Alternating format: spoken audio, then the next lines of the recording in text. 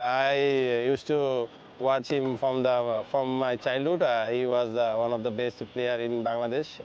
I also like his batting, how he bat later down the order. So it was treat to watch him. ওর সাথে আমি minimum আরো ৮-১০ বছর আগে ওকে দেখেছি, আরো ছোট দেখেছি, তখন ডোমেস্টিক খেলে।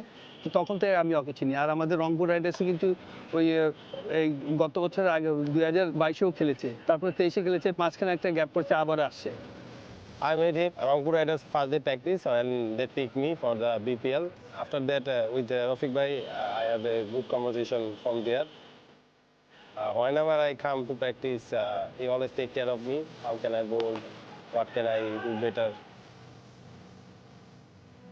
সবার সাথে মিশে, আর ও জানতে চায় ক্রিকেটটা কি জিনিস। এটা সবথেকে বড় যে একটা কোচ বা ফরেন কোচ বা লোকাল যে সব সিনিয়র প্লেয়ার ও জানতে চায় যে আমার কি করলে কি হবে। তা আমি মনে করি ওই গুণটা ওর ভিতরে আছে। He always give me the advice.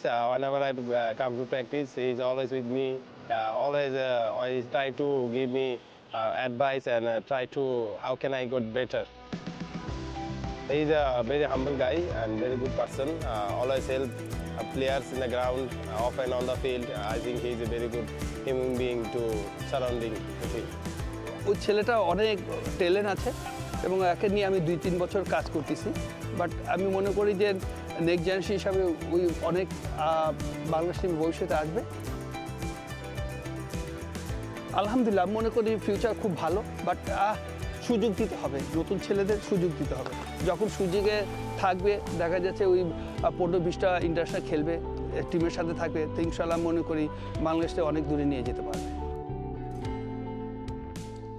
For more updates, subscribe to our YouTube channel and click on the bell icon. Follow us on Facebook and Instagram. Download T-Sports app to enjoy exciting games and highlights. Visit tsports.com.